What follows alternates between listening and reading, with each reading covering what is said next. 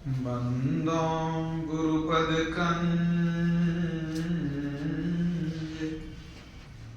कृपा सिंधु नर रूप हरि महामोह तम कुंज जासु वचन रविकर निकर गुरु बिनु ज्ञान न उपजे गुरु बिनु मिले न भेव गुरु बिनु संशय न मिटे जय जय जय गुरुदेव। बोलिए प्रेम से श्री सद्गुरु महाराज की जय। परमाराध्य गुरुदेव के पावन श्री चरणों में कोटि शरण। आदरणीय धर्म प्रेमी सज्जनों, माताओं, बहनों तथा प्यारे बच्चों, हमारे गुरुदेव महर्षि मही मनोहर जी महाराज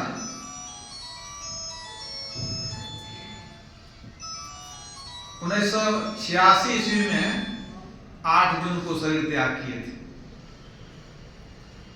शरीर त्याग करने के कुछ समय पूर्व वो संतवाणी गुनगुना रहे थे। वे कहा करते थे कि संतों की वाणी मुझे मिश्री से भी मीठी मालूम पड़ती है। तो कौन सी संतवाणी गुनगुना रहे थे?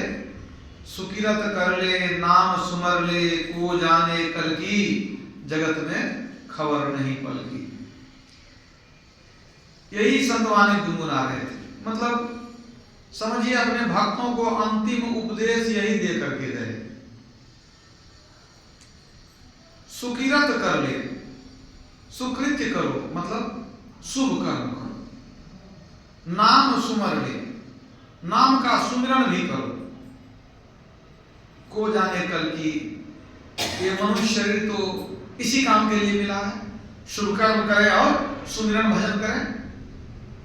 लेकिन कब करेंगे, कल का कोई भरोसा नहीं है। कुछ लोग सोचते हैं कि कल परसों कर लेंगे, अभी जवानी है, वो पूरा उम्र बाकी है, कभी कर लेंगे। लेकिन कबीर साहब कहते हैं, कल करे सो आज कर, सब ही साज तू हाथ। काल काल तू क्या करे, काल काल के हाथ। कहते हैं आज तेरे हाथ में सब कुछ है। जो शुभ कर्म करना है, जो कल करना है, तो आज ही कर लो। क्योंकि तुम जो कहते हो कल करेंगे, तो कल तेरे हाथ में नहीं है, काल काल के हाथ। कल जो है वो काल के हाथ में है, तेरे लिए अज्ञात है। तू वर्तमान में जो करना है कर लो। यही कुछ बात संजय महाराज कहते थे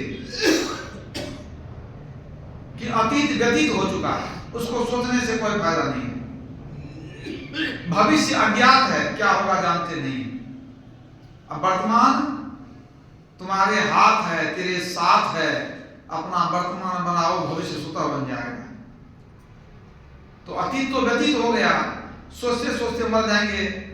बीते हुए समय को लौटा कर ला नहीं सकते। और भविष्य के स्वप्न को देखने में ही अगर वर्तमान को हम बर्बाद कर लेंगे, तो उस स्वप्न को पूरा कब करेंगे? मान लिया बड़ा बड़ा सपना देखते हैं, और सपना देखने में मतलब आंख खोल के सपना देखते हैं, ख्वाब देखते हैं, कल्पना करते हैं हम ऐसा करेंगे वैसा करेंगे। उस ख्वाब को देखने में, स्वप्न देखने में अपने वर्तमान जीवन को ही समाप्त कर लेंगे, तो आपका सपना जो है साकार कब होगा? साकार सिर्फ सोचने से नहीं होगा। जितना आवश्यक हो उतना सोचना चाहिए, लेकिन भविष्य की कल्पना में खोने से वर्तमान बर्बाद हो जाता है। तो कबीर साहब क्या कहते हैं? को जाने कल की। तुम कल के भरोसे बैठे हो। कल क्या होगा कौन जानता है? कल हम रहे ना रहे कौन जानता है? इसलिए शुभ कर्म करो, सुमिरन भजन करो। को जाने कल की, और जगत में खबर नहीं पल की। कहते हैं कल की बात छोड़ दो, पल की कोई खबर नहीं है। पल भर को कोई नहीं जानता है।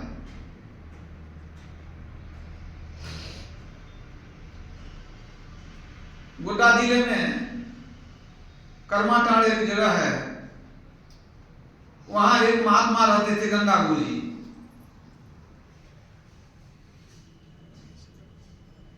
मैं उनके साथ कई बार शुरू में सत्संग में जाता था, मतलब जिला नगर में।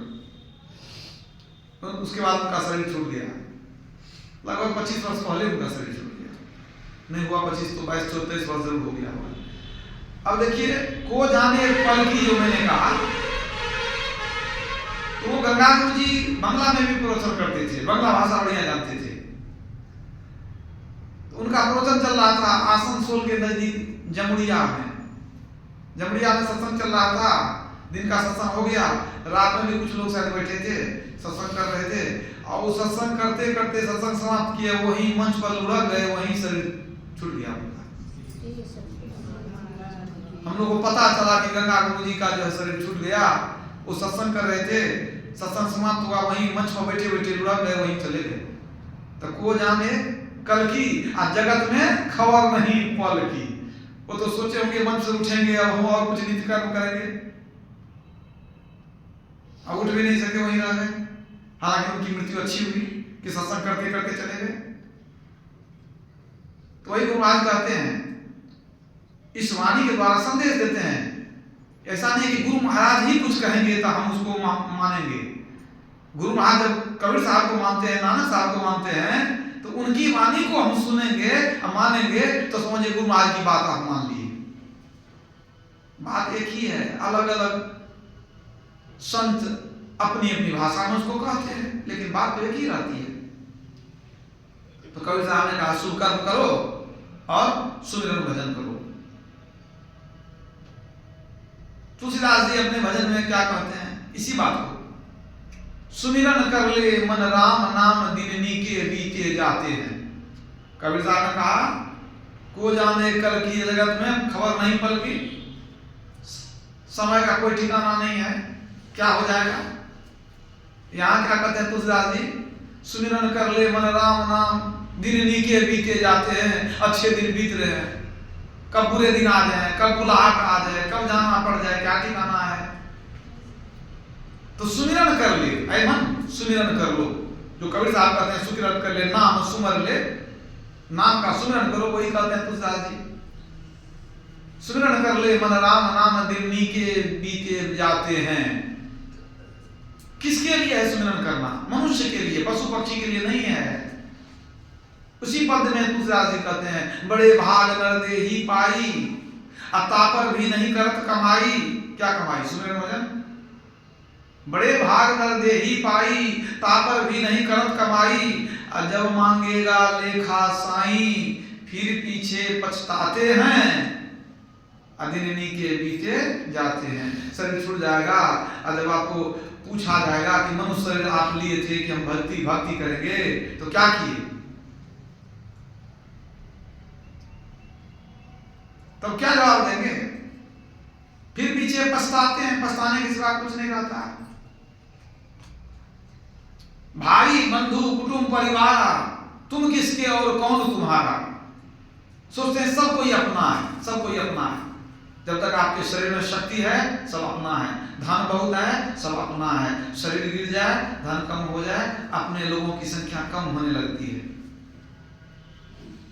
आपके नजदीक कोई नहीं आना चाहेंगे, क्योंकि आपको सहायता की जरूरत पड़ेगी, धन की जरूरत पड़ेगी।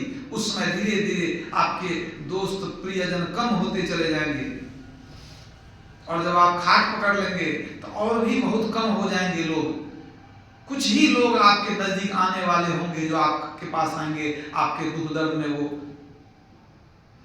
मदद करेंगे। बहुत कम लोग हो जाएंगे, शरीर लाचार हो जाता है, सारे संबंध समाप्त हो जाते हैं। ये कोई बनाई हुई बात नहीं है, आप अपने अगल बगल देख सकते हैं, अपने जीवन में देख सकते हैं। तो वही कहते हैं, भाई बंधु कुटुंब परिवार, तुम किसके और कौन तुम्हारा, सब देखन ही के नाते हैं, दिन के बीते जाते हैं। ये सब देखने के रिश्ते हैं, कुछ दिन का। देखिए, दोनों को एक दूसरे से लाभ है, इसलिए संबंध है। अगर उसको किसी व्यक्ति को आपसे लाभ बिल्कुल खत्म हो जाएगा, तो वो आपसे दूरी बनाने लगेगा कि पहले लेते थे अब देना पड़ जाएगा? तो कहते हैं देखन ही के नाते है।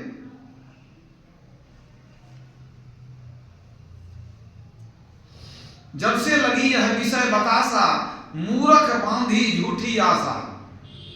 विषय भोग की हवा लग गई, आनंद आने लग गया, सोचते थे इसी में सुख है, इसी में सुख है, लेकिन वास्तव में उसमें सुख नहीं है।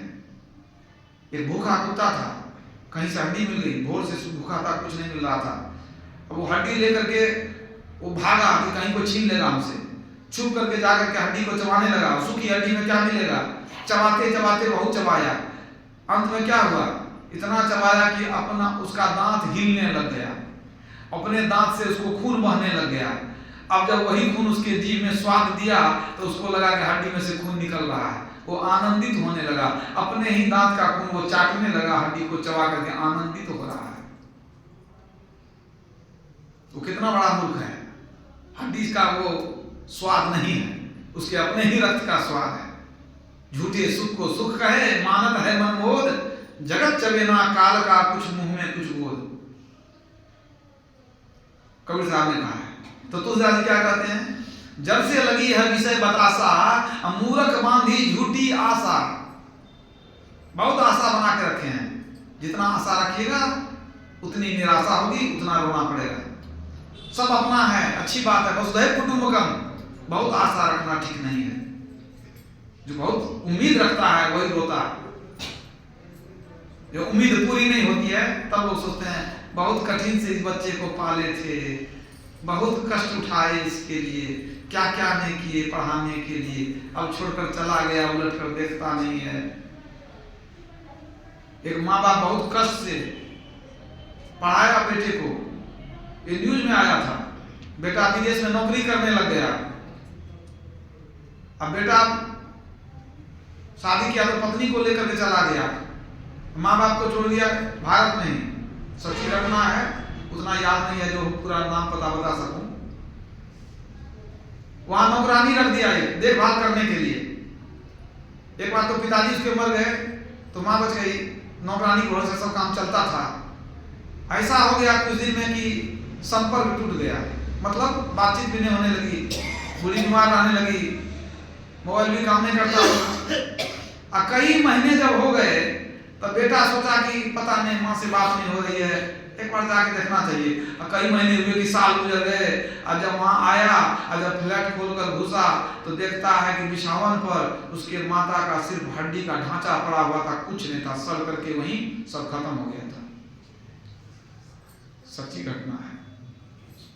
मतलब नौकरानी छोड़ के चली गई, बुढ़ी को कोई देखने वाला नहीं मिला होगा, बेटा संपर्क नहीं करता होगा उस तरह से।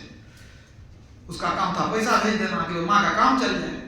काम चलेगा क्या? काम तमाम हो गया।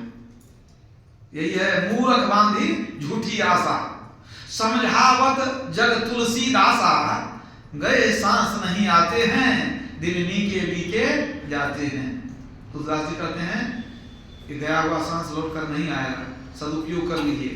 क्या सदुपयोग करेंगे? श्वास श्वास में नाम सुमर ले, अवधि घटे तन की, जगत में खबर नहीं, सुकिरत कर ले नाम सुमर ले, खो जाने कल की।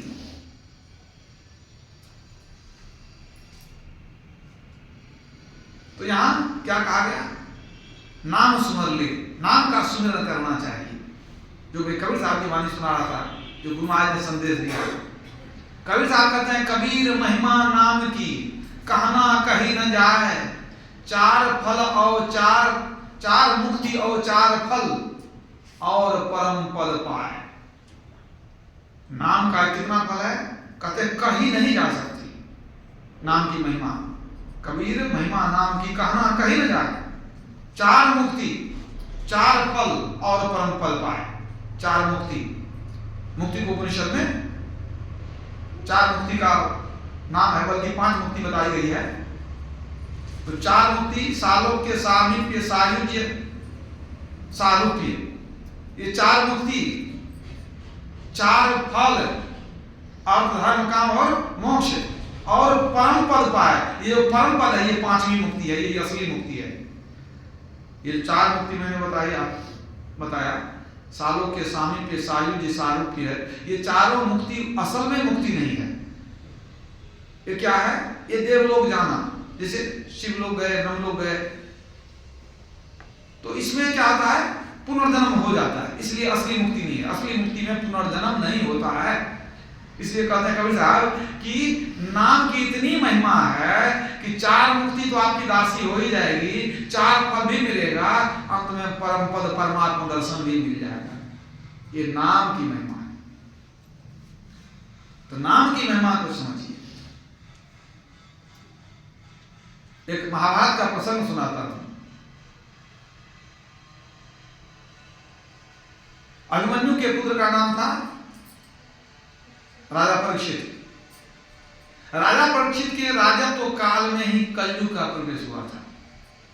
कलयुग आया था उन्हीं के समय में। तो राजा परीक्षित से पहले जब पांडव लोग थे, अभिमन्यु तो समझिए कभी उम्र में मारा चला गया, राजा परीक्षित तो बहुत छोटा होगा। तो एक दिन पांचों पांडव भगवान कृष्ण के पास थे बैठे। उन्होंने भगवान कृष्ण से निवेदन किया, हे केशव, कलयुग आने वाला है, ये द्वापर अब समाप्त होने वाला है, तो हम लोग तो रहेंगे नहीं, हम लोग का शरीर छूट जाएगा, तो कुछ बता दीजिए, आप तो सर्वज्ञ हैं, कलयुग के विषय में कुछ बता दीजिए। भगवान ने पूछा क्या जानना चाहते हो? कहा बता दीजिए कलयुग कैसा होगा, कलयुग में लोग कैसे कैसे होंगे, कलयुग में जीव का कल्याण कैसे होगा, आप हमको बता दीजिए। भगवान कृष्ण ने कहा कि तुम पांचों भाई घूमने निकल जाओ जंगल के तरफ। घूमते घामते कुछ विचित्र चीज देखना तो आकर के हमको बताना। कुछ अद्भुत आश्चर्यजनक चीज यदि दिखाई पड़े तो आके बताना, फिर हम बताएंगे कब कलयुग का प्रभाव क्या क्या हो रहा है, कलयुग के बारे में बताएंगे। पांचों पांडव चले गए, सब अलग अलग दिशा में कहीं कहीं घूमने लग गए। युधिष्ठिर जी महाराज चलते चलते जंगल में दूर से बड़ा ही हृष्ट पुष्ट एक हाथी को देखा। कुछ नजदीक गए तो आश्चर्य का ठिकाना नहीं, हाथी एक ही, लेकिन उसको दो सूंड था। तो लगा कि भाई ऐसा हाथी तो कभी देखे नहीं, एक ही हाथी को दो सूंड, बहुत विचित्र बात है। वो लौट करके चल दिया वहां से, नहीं हम भगवान को ही बता देंगे, केशव को ही बता देंगे कि हम तो दो सूंड वाला हाथी देखे, इससे विचित्र क्या होगा। तो उनकी खोज पूरी हो गई, एक आश्चर्यजनक चीज मिल गया। आगे चलते चलते फिर अर्जुन ने देखा कि दूर में एक बहुत बड़ा पक्षी है। उस पक्षी के पंख पर कुछ लिखा हुआ था। तो अर्जुन आगे बढ़ा, क्या लिखा है देखता, क्या वेद की ऋचा लिखी हुई है, ज्ञान की बात, वेद माने ज्ञान। तो वेद की ऋचा उसके पंख पर लिखी हुई थी। अर्जुन को बड़ा आश्चर्य कुतूहल हुआ, बहुत श्रद्धा जग गई कि कैसा पक्षी है कि वेद लिखा है इसके पंख पर। और नजदीक गया कि देखें क्या कर रहा है। उसने देखा कि वो पक्षी मरे हुए मुर्दे के लाश को नोच कर खा रहा था। तो फिर घृणा हो गई, कहां वेद पर, वेद की ऋचा लिखी हुई है पंख पर, कर्म कैसा है, करनी कैसी है, ये लाश को नोच कर मुर्दा को खा रहा है। तो दोनों बात हो गई, सदा उठी थी मन में, वो समाप्त हो गई। सोता है कि बड़ी विचित्र बात है, इसका क्या मतलब हुआ। अर्जुन वहां से लौट गया, भीम आगे गया। चलते चलते उसने देखा कि जंगल में गाय बच्चे को जन्म दे रही है, जन्म दे चुकी थी, तुरंत जन्म दी थी, और गाय बच्चे को चाटने लगी। बड़ा प्यारा बच्चा था, तो देखने लग गया भीम वहां। अब देख रहा है कि गाय चाट रही है, चाट रही है, चाटते चाटते, गाय तो चाटती है साफ करने के लिए, और वो तो दुलार करती है, एक तरह से चाटना होना प्यार की निशानी है। लेकिन वो इतना चाट रही थी कि बच्चा लहूलुहान हो रहा था, बच्चे का शरीर खराब होते जा रहा था, इतना चाट रही थी। लेकिन वो गाय कैसी थी कि उसको उतनी चिंता नहीं कि बच्चा हमारा मर सकता है, इसका जीवन खतरे में पड़ जाएगा, मतलब चाटने में मशगूल है, बच्चे का जीवन खतरे में है। तो भीम को बड़ा आश्चर्य लगा, तो चाटना तो प्यार की निशानी है, ये माँ है कि क्या है, ये कसाई है, देखते हैं बच्चे को जान मार देगी, इतना चाट रही है। बहुत विचित्र लगा उसको ये घटना। माँ ऐसा कैसे कर सकती है? वो नहीं पूछती है कि बच्चा को जैसी चाटने से उसका खाल उगड़ सकता है। वो वहां से लौट गए। भीम आगे नकुल चला, चलते चलते उसने देखा कि 5 कुआं है, एकदम वृत्ताकार में 5 कुआं गोल घुमाकर। तो 5 कुआं जो मिला तो सोचा नजदीक चल के देखते हैं। बीच में गए, नजदीक गया, देखता बीच में एक और कुआं है, मगर छठा कुआं बीच में, 5 कुआं चारों तरफ। अब ध्यान करके देखने लगा तो देखता है चारों तरफ जो कुआं था, 5 कुआं, सब में पानी भरा हुआ, लबालब पानी। बीच के कुएं में झांका तो देखता बिल्कुल धूल उड़ रही है, पानी ही नहीं। तो बहुत आश्चर्य लगा कि अगर धरती में पानी है तो बीच के कुएं में पानी होना चाहिए, ये 5 कुएं में जब पानी है तो बीच में पानी क्यों नहीं है? ये क्या मतलब हो गया? बहुत आश्चर्य लगा। अब इतने ही दूरी पर, मान लीजिए 10-20 फीट के दूरी पर ऐसा एक जगह पानी हो जाएगा, नहीं हो, कितना आश्चर्य, वो भी कुआं बना हुआ। तो वहां से लौट गया कि पूछेंगे कि ऐसा क्या हुआ, क्यों हुआ ऐसा। अब सहदेव बच्चा वो आगे बढ़ रहा था, उसको कुछ विचित्र चीज मिला नहीं तो बढ़ गया आगे।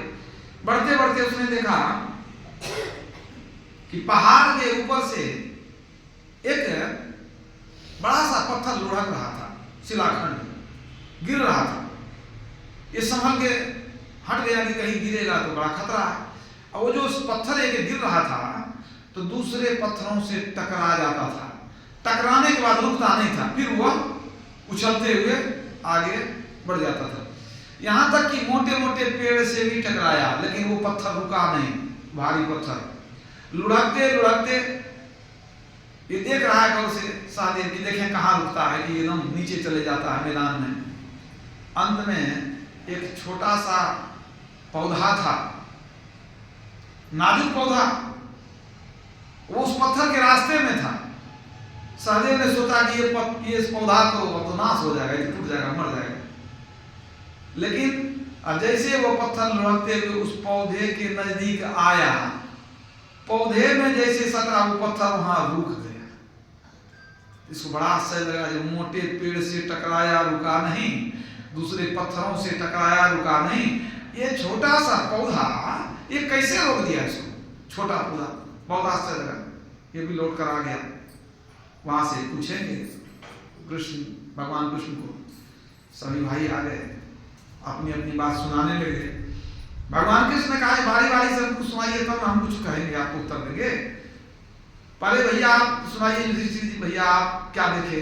वो बताए कि हम 2 सूंड वाला हाथी देखे। भगवान कृष्ण ने कहा आप लोग जो जो देखे हैं सब कलयुग का आभास दिलाता है। कलयुग जो आने वाला है ना, उसका कुछ पूर्व आभास अभी से हो रहा है, उसका प्रभाव अभी से कुछ कुछ पड़ने लग गया है। अब जैसे कलयुग बाद सतयुग आने लगेगा तो आने के पहले ही उसका कुछ कुछ लक्षण दिखने लगेगा आपको। कहीं न कहीं आपको लगेगा कुछ परिवर्तन समाज में हो रहा है, आध्यात्मिक उन्नति होने लगेगी, धार्मिक उन्नति होने लगेगी। देखते हैं 500 वर्षों के बाद राम मंदिर बन गया अयोध्या जी में। कलयुग भी अब अंतिम चरण में। गुरु महाराज आए तो संत मत का कितना विस्तार हुआ, और भी जो शासक वर्ग हैं वो भी जो है सनातन धर्म के उत्थान के लिए प्रयासरत हैं। देखते हैं हम लोग। तो युधिष्ठिर जी ने बताया कि हमने 2 सूंड वाला हाथी देखा, इसका क्या मतलब हुआ? भगवान कृष्ण ने कहा कि देखिए हाथी जंगल में सबसे बलशाली होता है ना। कहने के लिए लोग कहते हैं जंगल का राजा शेर है, लेकिन क्या शेर हाथी से कभी भिड़ता? नहीं, बिल्कुल नहीं। शेर हाथी से नहीं लड़ता। हाथी एक बार सूंड में पकड़ ले, उठाकर पटक दे तो वहीं उसका राम नाम सत हो जाए। तो हाथी बड़ा बलशाली होता है, जंगल में कोई उससे लड़ता नहीं है। वास्तव में जंगल का शासक वही है। भगवान कृष्ण ने कहा कि आपने देखा हाथी को 2 सूंड है, तो जंगल पर हाथी का प्रभुत्व होता है, वो शासक होता है एक तरह से। तो आने वाला जो कलयुग है उसमें शासक जो होंगे वो ऐसे ही होंगे। कैसे? जैसे हाथी को 2 सूंड था तो आने वाले समय में कलयुग में शासक दो मुहा आदमी होंगे, दो मुंह वाले होंगे। मतलब वो कहेंगे कुछ, करेंगे कुछ, उनके बात का भरोसा नहीं रहेगा। ऐसे ही लोग शासन करेंगे कलयुग में, उन पर विश्वास नहीं किया जा सकता है। देखते हैं ना नेताजी को, कभी कुछ कर देंगे, कभी कुछ कर देंगे। सबको खुश करना है ना, सबको खुश करना है। अब एक ही आदमी कह दे कि किसान को कि आपको हम बरसात दिला देते हैं, वही कुम्हार के यहाँ चले जाए कहने आपको सूखा दिला देते हैं कि आपका बर्तन जल्दी सूख जाए, तो दोनों को मन खुश हो गया और काम होगा किसी का नहीं। वर्षा होगी तो कुम्हार का काम खराब हो जाएगा और सूखा होगा तो किसान का काम खराब हो जाएगा, है कि नहीं? तो सबको खुश रखना है, तो सबको कह दीजिए हाँ ठीक है, आप जैसा करते वैसा ही होगा। तो भगवान कृष्ण ने कहा कि कलयुग में शासक वर्ग ऐसे ही होंगे, नेता लोग ऐसे ही होंगे, कहेंगे कुछ करेंगे कुछ, उनके बात का कोई ठिकाना नहीं रहेगा। दो मुंह वाले आदमी होंगे। अर्जुन ने कहा कि हजूर हम तो देखे कि बड़ा सुंदर पक्षी है, वेद की ऋचा लिखी हुई है, लेकिन करनी बड़ा खराब, मुर्दा मांस समझ के खा रहा था, कुछ और खा सकता था, इसका क्या मतलब हुआ? अर्जुन, पक्षी के पंख पर वेद लिखा हुआ था। वेद क्या है? ज्ञान का प्रतीक है। कलयुग में एक से एक बड़े बड़े ज्ञानी लोग होंगे, पंडित लोग होंगे, शास्त्रज्ञ होंगे, लेकिन जैसे उस पक्षी का कर्म जो था बड़ा नीच था, है ना, मुर्दा का मांस समझ के खा रहा था, उसी तरह वो ज्ञानी होंगे, पंडित होंगे, वेदज्ञ होंगे, अपने को बहुत बड़े बड़े डिग्रीधारी कहेंगे, लेकिन उनकी करनी बड़ी नीच होगी। वो उनकी नजर लगी रहेगी किसका धन हड़प ले, किसको ठग ले, कौन मर जाए, किसका धन हमको मिल जाए। और ऐसे लोग जिस संस्था में जाएंगे सोचेंगे उस संस्था का धन हमारे नाम पर हो जाता तो बड़ा अच्छा है। मतलब विद्या है, ज्ञान है, लेकिन मन माया में लिपटा हुआ है, धन को नोचने में लगे रहेंगे। वो जैसे वो पक्षी मांस को नोच रहा था, उसी तरह से तो विद्वान पढ़े लिखे होने से भी उनका कर्म जो है वो पवित्र नहीं होगा, दूसरे को ठगने में, दान हारने में लगे रहेंगे वो।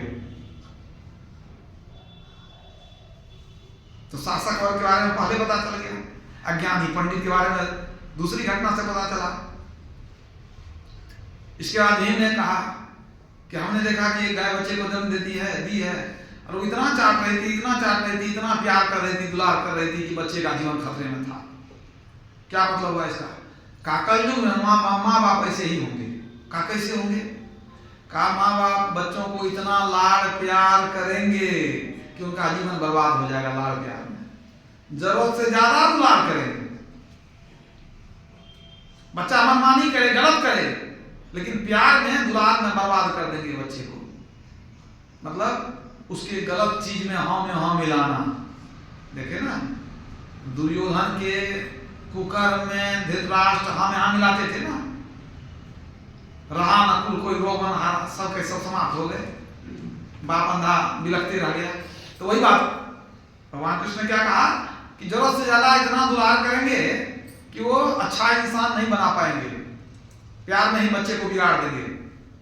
इसके बाद भगवान कृष्ण ने एक बात और कही कि कलयुग में जब कोई साधु महात्मा आएंगे कहीं, तो बड़े बड़े आदमी सब जो है, प्रतिष्ठित लोग सब जाएंगे उनके सर में, उनका आदर करेंगे, सत्कार करेंगे, सेवा करेंगे, बड़ाई करेंगे, उनकी स्तुति गाएंगे महात्माओं की। लेकिन उन्हीं व्यक्ति में से किसी का बेटा अगर साधु बनना चाहेगा तो कहेंगे हमारी किस्मत फूट गई, हमारा घर बर्बाद हो गया, इसका जीवन बर्बाद हो गया, इसका भविष्य अंधकारमय हो गया। मतलब साधु की इज्जत करेंगे, सेवा करेंगे, भक्ति करेंगे, लेकिन अपना बेटा साधु नहीं बनना चाहिए। वो नहीं चाहेंगे कि हमारा बेटा साधु बन जाए, तो कहेंगे इसकी किस्मत फूट गई, इसका जीवन बर्बाद हो गया, ये साधु बन गया। भगवान कृष्ण की वाणी। तो ये हुआ क्या? दुलार में, प्यार में, हमारे नजदीक में रहे, आंख के सामने रहे। तो चोर भी बन के रहे तो ठीक है, घर तो आते रहेगा, साधु बनेगा तो कहाँ जाएगा, ठिकाना है, पहले छोड़ेगा घर द्वार, फिर जाएगा गुरुद्वार, वहां से चल जाएगा हरिद्वार, खोजते रहिए कहाँ गए। इसीलिए नहीं जाए तो ठीक है, आंख के सामने में। इसके बाद भीम को उनकी जिज्ञासा का समाधान मिल गया। तब नकुल ने कहा कि हमने देखा कि 5 कुआं में पानी लबालब भरा है, बीच का कुआं खाली है, कैसे हो सकता है? एक ही जगह एक ही जमीन में कुआं, इसका क्या मतलब हुआ? भगवान कृष्ण ने कहा कि देखो, तूने देखा कि 5 कुआं भरा है, एक कुआं खाली है। ये जो भरा हुआ कुआं है ना, ये धन की निशानी है। कलयुग में बड़े बड़े धनी लोग होंगे, बहुत धन होगा उनके पास, गिनती नहीं होगी, इतना इतना प्रचुर इतनी प्रचुर संपत्ति उसके पास होगी। लेकिन उन बहुत धनी लोगों के बीच में अगर कोई गरीब आदमी होगा, उसके आंसू को पोंछने वाला कोई नहीं मिलेगा। मतलब उसके घर में रोटी नहीं होगी तो कोई नहीं देखेगा। मतलब 5 कुआं भरा रहेगा तो भी बीच में एक कुआं बिल्कुल खाली रहेगा, उसको कोई देखने वाला नहीं मिलेगा। लोग पर्व त्योहार में लाखों रुपया उड़ा देंगे, लोग शादी ब्याह में करोड़ों रुपया बर्बाद कर देंगे, अपने फैशन के पीछे बहुत पैसे बर्बाद करेंगे, लेकिन गरीब को, भूखे को रोटी देना कोई नहीं चाहेगा, गरीब की मदद करना कोई नहीं चाहेगा। मतलब 5 भरे हुए कुएं के बीच में भी एक कुआं तुमको खाली मिलेगा। लेकिन कलयुग में यदि कोई व्यक्ति ऐसे दुखी, विपन्न, जरूरतमंद इंसान की सहायता करेगा, वो भगवान का प्यारा बनेगा, वो भगवान का, ईश्वर का प्यारा होगा, जो दीन दुखी का मदद करेगा। तो नकुल के जिज्ञासा का भी समाधान हो गया।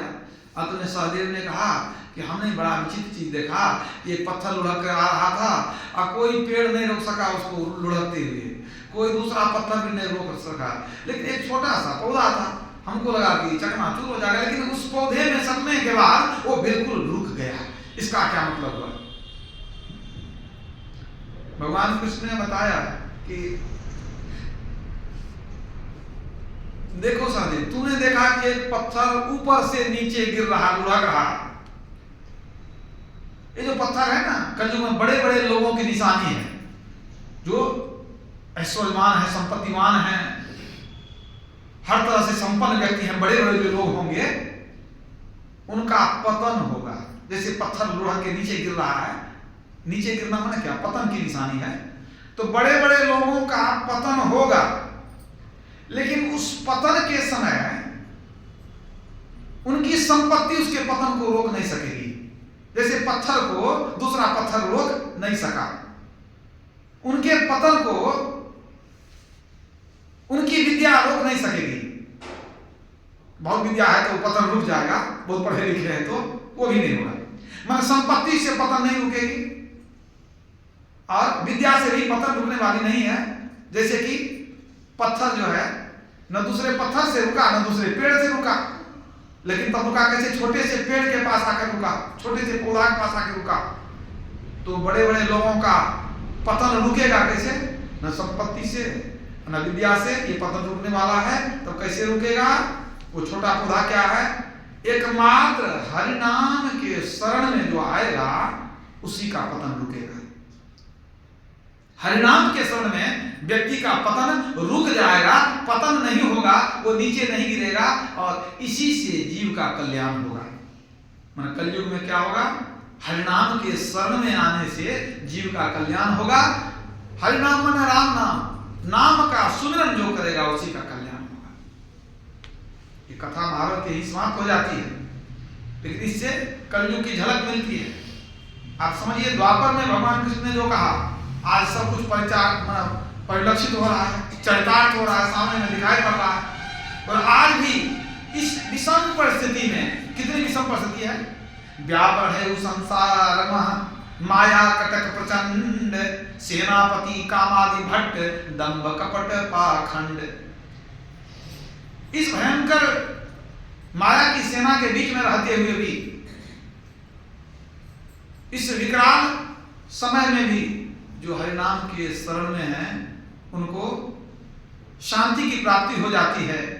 और शांति में ही सुख है, बिना शांति के सुख की प्राप्ति नहीं होती है। आज कौन सुखी है? संत सुखी मन जीती हो। उन्होंने मन को जीत के कहां लगाया? सुमिरन भजन में लगाया।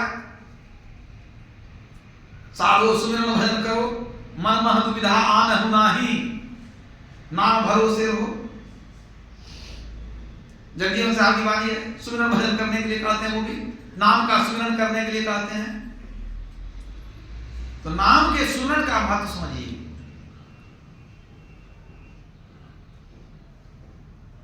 तो नाम को जानेंगे पहले तब। वैसे तो कबीर साहब नाम की महिमा गाए हैं, तुलसीदास जी ने रामचरितमानस में लिखा है, कलयुग केवल नाम आधारा, सुमिर सुमिर नर उतरहि पारा।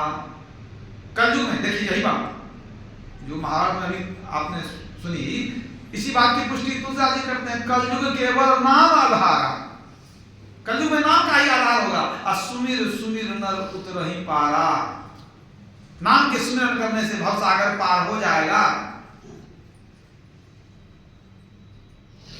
साधक नाम जब पहिलो लाए, हो ही सिद्ध अनिमादिक पाए। तुलसीदास ने लिखा है। ये सब नाम की महिमा है, नाम की महिमा को समझिए। लेकिन नाम में बहुत गूढ़ रहस्य भी छिपा हुआ है।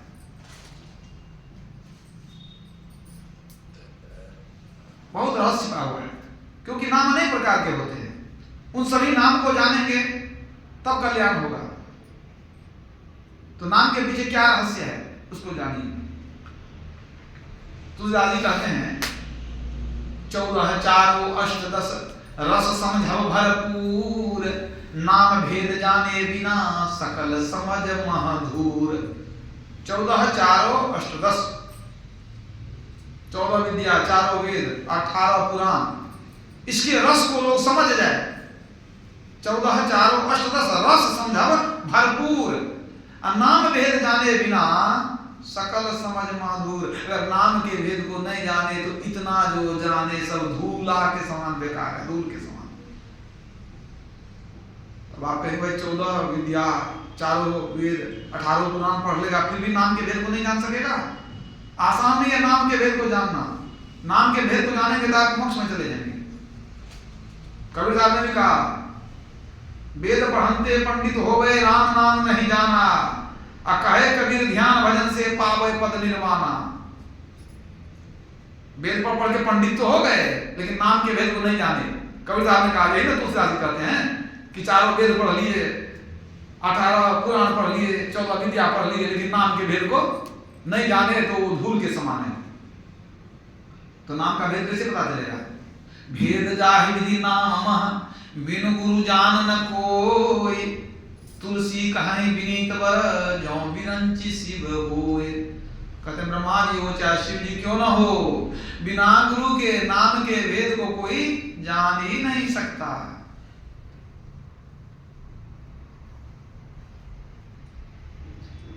जप तप तीर्थ व्रत है, अजोगी जोग आचार, अपलटू नाम भजन बिना कोई न उतरसी पार। जप तप तीर्थ व्रत है, जोगी जोग आचार, बहुत आचार विचार कर ले लोग, लेकिन पलटू नाम भजन बिना, जब तक नाम भजन नहीं जानेंगे कोई न उतरसी पार, भवसागर पार नहीं होंगे। तो वेद कैसे जानेंगे? तुलसीदास ने क्या कहा?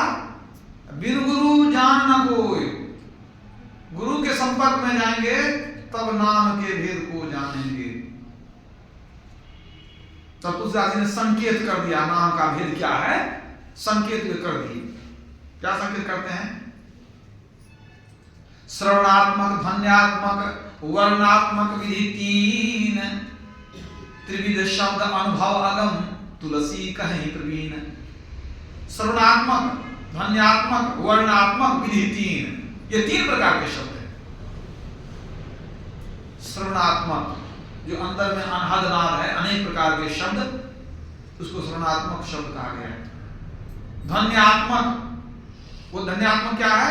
अनाहत नाद, सार शब्द, ओंकार ध्वनि, परमात्मा की आवाज, जिसको आवाज गैर कहा गया है,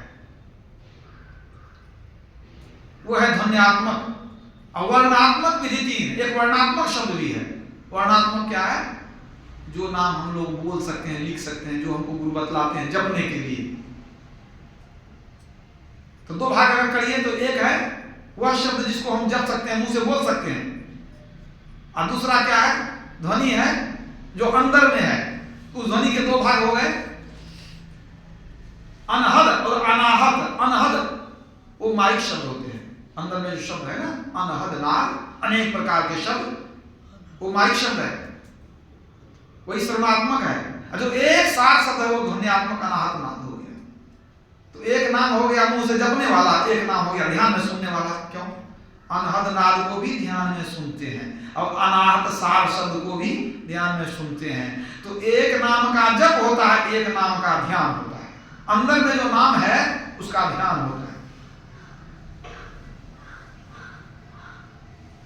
तो दो तरह का नाम हो गया। इसी बात को नानक साहब ने कहा, सुनु मन भूले बाबरे गुरु की चरणी लाग, हरि जप नाम ध्याय तू जम डर पे दुख भाग। सुनु मन भूले बाबरे, ए पागल मन सुनो, हरि गुरु की चरणी लाग, गुरु के शरण में चले जाओ तो क्या लाभ होगा? उनसे नाम मिलेगा। तब क्या करेंगे? हरि जप नाम ध्याय तू, हरि नाम का जप करना, ध्याय में ध्यान करो। एक नाम का जप करना, एक नाम का ध्यान करना, हरि जपी, हरि नाम का जप करना, नाम ध्याय तू, हरि नाम का ध्यान करना, जम डर पे दुख भाग। अभी हम लोग जम से डरते रहते, कब आ जाएगा मारने के लिए। कहते हैं अगर तुमने नाम का ध्यान कर लिया, जम डर पे, जम डरेगा तुमसे, जम तेरे निकट नहीं आ सकता, बिल्कुल नहीं। अब दुख भाग, सारे दुख समाप्त हो जाएंगे। दुख दर्द भव के सब मिटे, सब गुरु चरण निध से ये, गुरु भक्ति दिन कछु नाम है मैं ही सकल संतन कही, सारे दुख दर्द समाप्त हो जाएंगे। तो हरि जपी नाम ध्याय तो एक नाम तो वर्णात्मक हो गया। अगर दो तरह से देखें तो एक वर्णात्मक नाम हो गया जो जपते हैं, और एक नाम का ध्यान होता है, उसमें पहले अनहद नाद का ध्यान, फिर अनाहत नाद का ध्यान। वही असली नाम है। असली नाम कौन सा है? जो परमात्मा की आवाज है, जिसके लिए गुरु महाराज ने कहा राम नाम अमर नाम भजो भाई सोई, सोई सत्य धुन। वो सत्य धुन है, वो वायु धुन नहीं है, परिवर्तनशील नहीं है। सोई सत्य धुन सब घट घट होई, परा न पसंती न परिमा न बैठली। वो जो हम बोलते हैं मुंह से शब्द, वो शब्द नहीं है। तो ध्वन्यात्मक अनाहत नाद है। उसी नाम की महिमा तुलसीदास जी ने गाई है। तुलसीदास राम महात्मा क्या लिखते हैं उस नाम के बारे में? बंदो राम नाम रघुवर को, हेतु कृषानु भानु हिम कर को, विधि हरिहर मय वेद प्राण सो, अगुण अनुपम गुण निधान सो। देखिए नाम की चर्चा कैसे तुलसीदास जी करते हैं। क्या कहते हैं? बंदो राम नाम रघुवर को, मैं रघुवर राम के राम नाम की वंदना करता हूँ। रघुवर के राम नाम की वंदना करता हूँ। राम की वंदना नहीं, राम नाम की वंदना करता हूँ। वो कौन सा नाम है? बंदो राम नाम रघुवर को, हेतु, हेतु माना कारण, कृषानु भानु हिमकर को, कृषानु भानु हिमकर, इन तीनों का कारण है, हेतु है वो नाम। मैं रघुवर के उस नाम की वंदना करता हूं जो कृषानु माने अग्नि, आग, भानु माने सूर्य, हिमकर माने चंद्रमा। कहते हैं अग्नि, सूर्य और चंद्रमा का कारण है, हेतु है वो नाम। अगर वो नाम नहीं रहे, न अग्नि रहे, न सूर्य रहे, न चंद्रमा, सब खत्म। बंदो राम नाम रघुवर को, हेतु कृषानु भानु हिमकर को। कृषानु भानु हिमकर का हेतु है, कारण है। अब इसको ऐसे समझिए, वो जो राम है, राम नाम, वो कौन सा राम नाम है? उसको निकालेंगे तो अग्नि, सूर्य और चंद्रमा तीनों खत्म। कृषानु, कृषानु माने अग्नि, कृषानु का रो निकाल लीजिए, अलग लिख लीजिए, कहीं हटा दीजिए। तो कृषानु में से रो निकाल लिए तो क्या बचा? किसानु हो गया, रो निकल गया, किसानु हो गया। अब किसानु होने से उसका अर्थ अग्नि नहीं होता है। कृषानु में अग्नि होता है, रो निकल गया तो वो अब अग्नि नहीं रहा। अब भानु माने सूर्य, भानु से आकार निकाल लीजिए तब क्या हो जाएगा? भानु, भानु माने सूर्य नहीं होगा। लेकिन अब जो आकार निकाले उसको नीचे लगा दीजिए जहां आप रो लिखे थे, रो के आगे में आकार दे दीजिए उसको। अब देखिए हिमकर में से आप मुंह निकाल करके आप नीचे लिख लीजिए, हिमकर में से मुंह निकल गया, हो गया हिकर। तो हिकर माना चंद्रमा नहीं होता, हिमकर माना चंद्रमा होता है। अब देखिए क्या हुआ, जो अग्नि थी, जो कृषाणु था वो किसानु हो गया, भानु भनु हो गया, हिमकर हिकर हो गया, न आग रहा, न सूर्य रहा, न चंद्रमा रहा, निकला क्या, अरवा कर्मा राम निकल गया वहां से। राम के निकलने से तीनों बेकार हो गया। यही वो नाम है जिस नाम से सृष्टि की रचना हुई है। दादू सृजनहार के केते नाम अनंत, एक शब्द है सब किया ऐसा समर्थ सोए, आगे पीछे वह करे जो बलही ना होए। उस एक शब्द ओंकार ध्वनि राम नाम से सृष्टि की रचना हो गई। वो कण कण में व्यापक है, वो आपके भी अंदर में बैठा हुआ है। वो शब्द हमेशा होता है, कभी कभी होता है सुने। वाल्मीकि जी जब गए थे, वाल्मीकि जी के आश्रम पर जब भगवान राम गए तो उनको निवेदन किए कि हमको 14 वर्ष रहना है, कोई जगह बता दीजिए कहां रहे। उन्होंने पहले तो कह दिया कि आप कहां नहीं, आप तो सब जगह है। फिर वो बतलाते हैं कि कहां रही। क्या कहते हैं, जिनके श्रवण समुद्र समाना, कथा तुम्हारी सुभग सरिनाना, भरही निरंतर हो ही न पूरे, तिनके ही तुम कह गृह रुए। अब इस चौपाई के अर्थ को समझिए ठीक से। क्या कहते हैं, वो बतला रहे हैं कहां रहिएगा, हे प्रभु आपके लिए बढ़िया जगह क्या रहेगा मैं बताता हूं। जिनके श्रवण समुद्र समाना, जिनकी कान समुद्र के समान है, कथा तुम्हारी सुभग सरिनाना, तुम्हारी आपकी जो कथा है, कथा वो क्या है, सुभग सरिनाना, सुंदर नदी के रूप में है।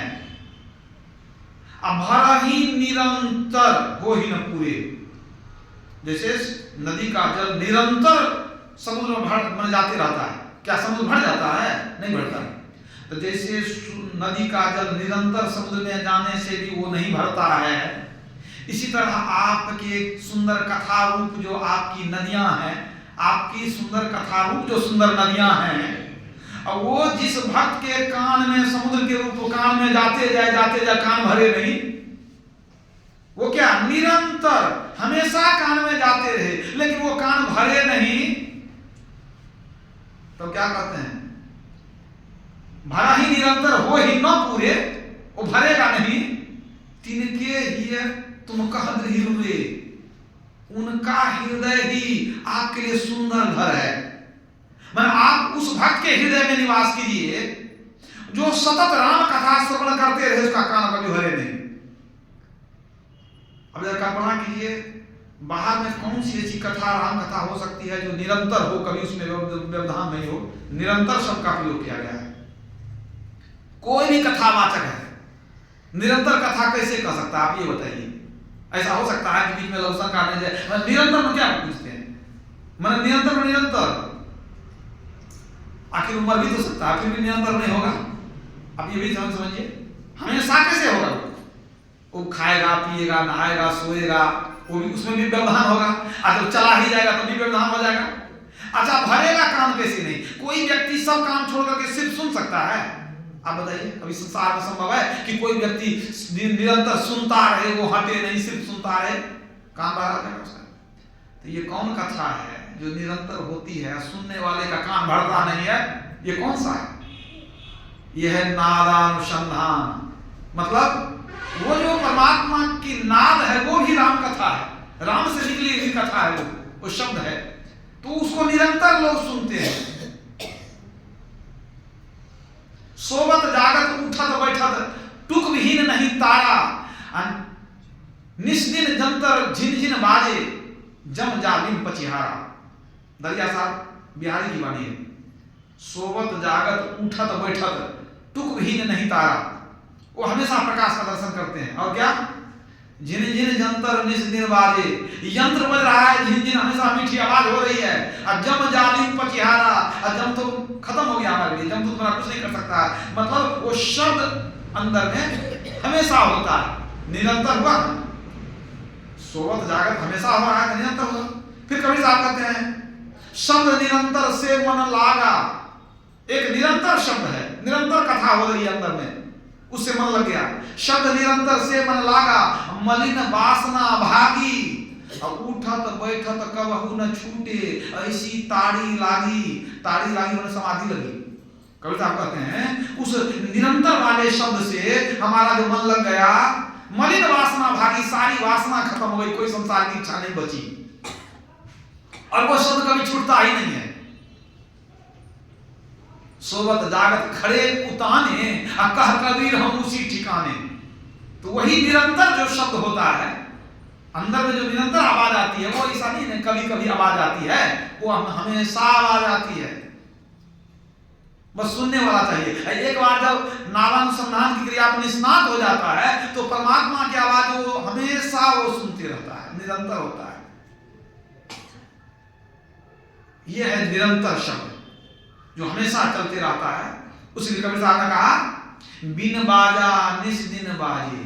अंदर में कोई बाजा नहीं है, लेकिन रोज बजता है, हमेशा बजता है। निस दिन, दिन रात, यहां भी निरंतर हो गया। बिन बाजा निस दिन बाजे, क्या बाजे? घंटा शंख नगाड़ी रे, बहिरा सुन सुन मस्त होता है, तन की सुधी विसारी रे। बैरागी उस सब को सुन करके मस्त हो जाता है। अब तन की सुधी विसारी रे, शरीर का ज्ञान बिल्कुल खत्म हो जाता है। ये कब होता है? गुरु महाराज ने कहा है, साधन में पग जाए अति गंभीर हो, यातन सुधी नहीं रहे धीर बलवीर सो। सांझ भोर दिन रैन कछु जाने नहीं, अरे हारे में ही बाहर जड़वत रहे माही चेतन सही। बाहर एकदम जड़वत, शरीर का ज्ञान खत्म हो गया है, तन की सुधी विसारी है, शरीर का ज्ञान नहीं रहता, अंदर में शब्द में लीन रहते हैं। यही साधना वाल्मीकि जी ने किया था। जाने आदि कवि नाम प्रतापू, हो ही सिद्ध करी उल्टा जापू। जाने आदि कवि नाम प्रभाव, आदि कवि वाल्मीकि जी नाम के प्रभाव को जान गए। हो इस शुद्ध करी उल्टा जापू, उल्टा जाप करके वो शुद्ध हो गए, पवित्र हो गए। उल्टा नाम जपत जग जाना, वाल्मीकि भय ब्रह्म समाना। उल्टा नाम जपते जपते वाल्मीकि रत्नाकर हत्यारे थे, वो ब्रह्म समान हो गए, ब्रह्म में मिल गए उल्टा नाम जप करके। किसी पंडित जी को पूछिएगा, कथावाचक को, वो कहेंगे उल्टा नाम होता है क्या? मरा मरा। चूंकि वो तो हत्यारा था, मारता था, तो हथियार फेंकता था, कहता मरा, कहता था मरा।